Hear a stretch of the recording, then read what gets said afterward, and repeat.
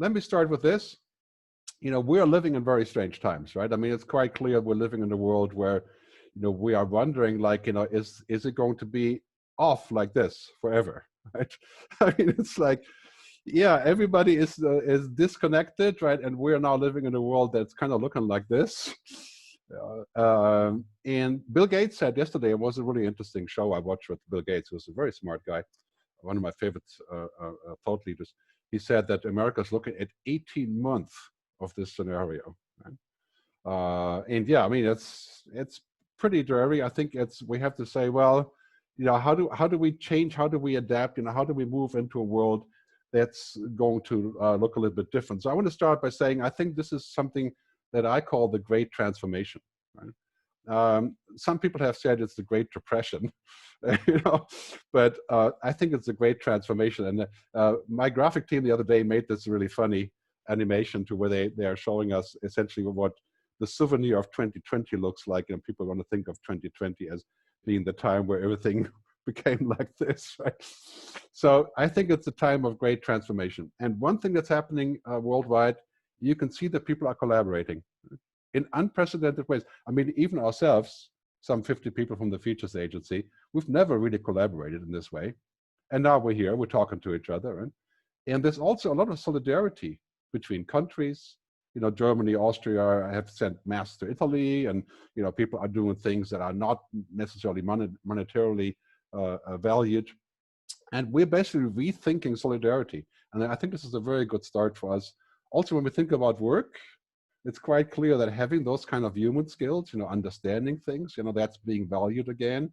And of course, value each other. I think we're also going to move into a world where we're going to see Europe step up and become another place of taking advantage of this. I mean, you know, if you're looking at the overall scenario here and which way we're headed, it's quite clear that Europe seems like it's going to take a leading role. Many people have said Europe is in the beginning, but I think it's going to look like this, right?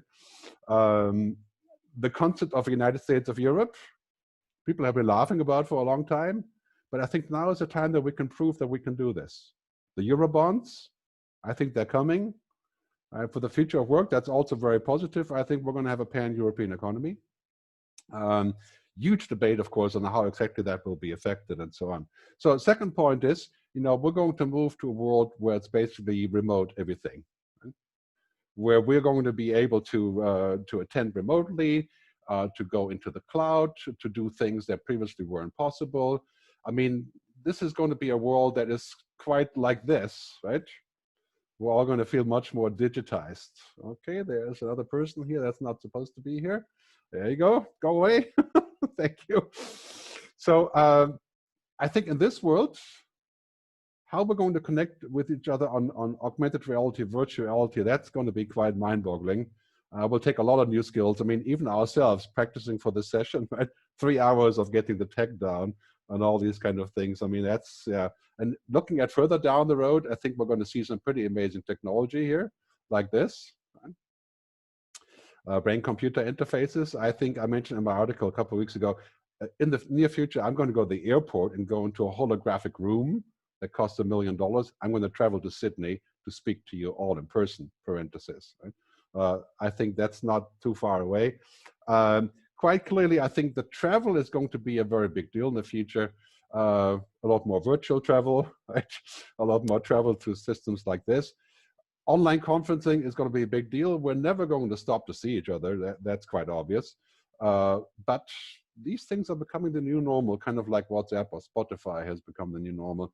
And I think we're going to live in a world where this kind of idea of connecting virtually and to figure out how we're going to actually do this remotely becomes the new normal. I think in many ways you can say that this, right? Airports, airplanes, yeah, we're looking at the deep crisis, how we work in the future, where we travel, why we travel, right? This is obviously going to be a big deal for airlines. You know, I wouldn't want to be in the airline business or for that matter, the cruise ship business, you know, which is pretty much at the end.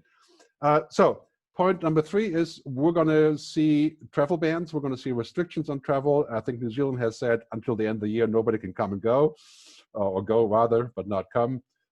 There's going to be a lot of new restrictions, and that's going to really impact the future of work. I think in a few years it may change, but also now we've learned how we can do these things. So that creates a different deal and a different possibility. Fourth point I want to make, digital economy, right? Everything is digital economy now because everything is digital. Everything is moving to the cloud. All our skills have to match the digital economy. That's where all the money is going. The tech companies are profiting vastly from this crisis and also helping greatly from the crisis. We're going to see, I think, just later next year, a lot more regulation on tech.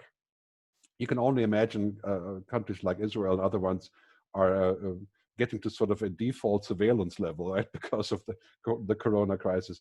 That can't last. I think we're going to have to figure out how we do this, because in the end, it's kind of like, yeah, it could be sort of used as a weapon, right? When you look at the technology ultimately becoming something like this, right? It could be a present, or it could be a bomb, right? And so I'm a little bit worried about this. I think we need to really keep an eye on this and make sure that because we work remotely, we're not subject to insecure situations and things like that. Fifth point is climate change. Right? Clearly, after we go through the current corona crisis, we're going to see this as re-emerging as the #1 topic, or this is the #1 topic, right? I mean, let's face it. Many people who have denied the fact that corona was an issue were also climate deniers, right? Primarily the Republican Party in the US, for example, right? Neither climate change existed nor the corona crisis. That was the Chinese problem, right? So we need to look at this in the future and say, well, if we can deal with something like the corona crisis, how can we deal with climate change? This is the next big thing. Adaptive measures will be absolutely huge here, right?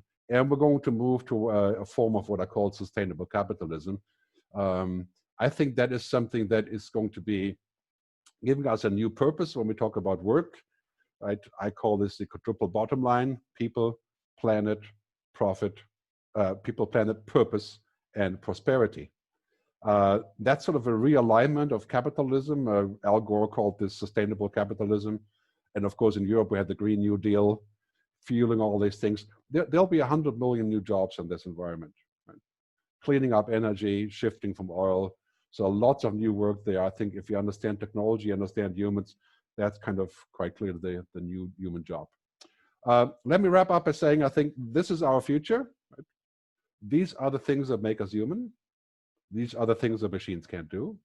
I call them in my book, Technology versus Humanity, I call this the androrhythms, the human things, right? And I think this is very important that we figure out how to maintain this, how to teach our kids about those things, because in 20 years, that's what humans do, and machines will do the opposite. Right? The Moravec paradox, as Moravec, the researcher, once said, whatever is simple for a human is hard for a computer, and vice versa. Right? That's the future of work in a nutshell.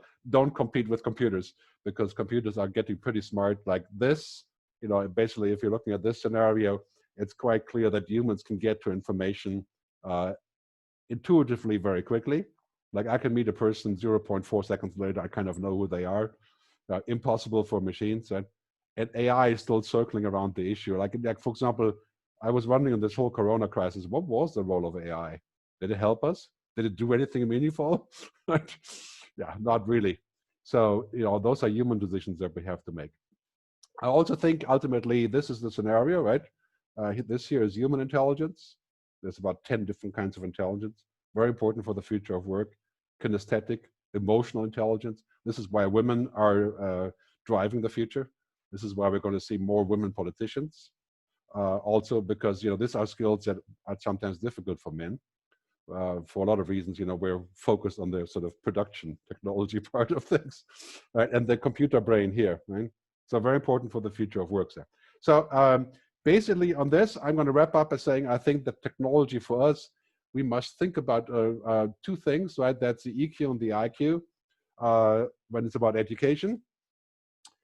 I think STEM education is great. We're going to need more STEM, obviously, more healthcare, more science, more people dealing with all those issues, clearly. But on the other hand, I think our future of work is to be more human, to actually understand how humans work, the EQ, right?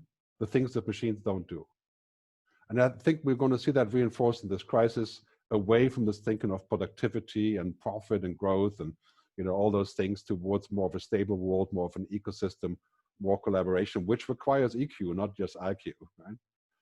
I think Einstein once said the most horrible thing you can imagine is a person or a machine that only has IQ. So that's definitely something we need to work on. So I'm going to wrap it up here. I think I would sometimes say, you know, the failure to adapt is failure to exist.